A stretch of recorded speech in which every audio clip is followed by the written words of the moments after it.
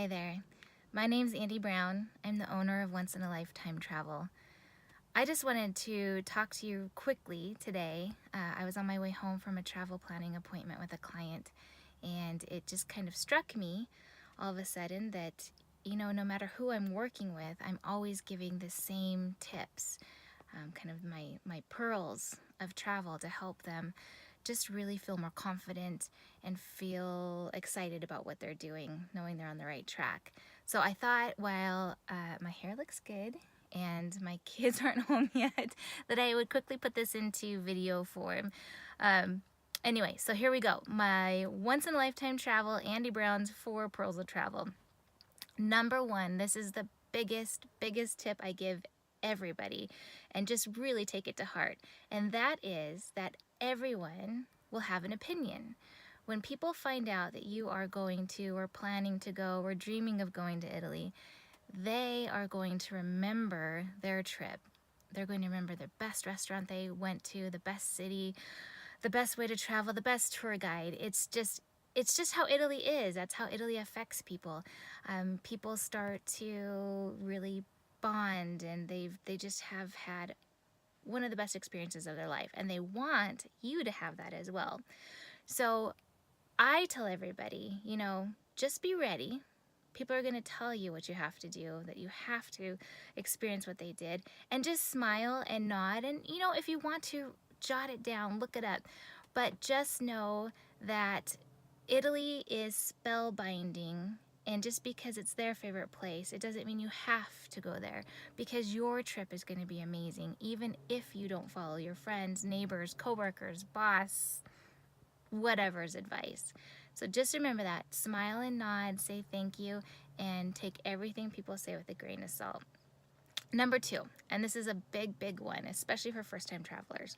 Please do not try to do it all at once. Take a breath, and even if you do not believe it, tell yourself that you'll be back. Tell yourself this is not your only trip to Italy. The biggest mistake I see, and the first thing I usually have to do with my clients, is just really, trim down their trips. They are trying to cram every site, city, just everything into, a 2-week or less trip. Take a breath, decide what are your must-dos, what can you not live without. Start to make a priority list and build from there, knowing and telling yourself that you will come back again and finish things up. So that kind of goes into my 3rd rule, and I have a 3-night rule of thumb. Now, occasionally it's okay to, tweak this a little bit depending on your schedule, but I truly believe that you need to stay 3 nights in every place to really, A, get a good idea of where you're at, and B, not feel like you're living out of your suitcase. Now, Italy looks really small on the map. It looks like, getting from Rome to Florence, no big deal. We can do this. I can stay a night here and a night there. And while, yes, the distances are short, the time involved is often very long. It's also time-consuming to check in and out of a hotel, to pack and unpack. So by spending 3 full nights, you have your arrival day, which you can take your time and not feel rushed, and it's not a big deal if there's a train strike or something's happened. You can check into your hotel or your accommodation, and then you've got 2 full days to really enjoy your location before you have to head out again. Tip number 4, and this one is also super important, and I think it really helps with just the overall enjoyment of your trip. Sorry, there's an airplane going by. I'll roll up my window. This is to find balance, and I always preach balance with my client, and it kind of goes along again, ties in with the other tips. You really need to find a blend between busy and slow, city and countryside, activity and downtime. And there's a couple reasons behind this. Number 1, if you go, and even if you are a really active personality, you are going to wear yourself out in Italy. It is completely different than any other travel in the States. So you don't want to wear yourself out. For people that are on really long extended trips, if you're going the entire time, there's a chance you'll get sick. Your body just can't take it. So, just for health reasons and your sanity, that's why you want to slow down a little bit. The other big reason why you want to have a balance and you want to build in times that are not scheduled is that Italy is, gosh, Italy isn't just the sights, it is just falling into memories and experiences.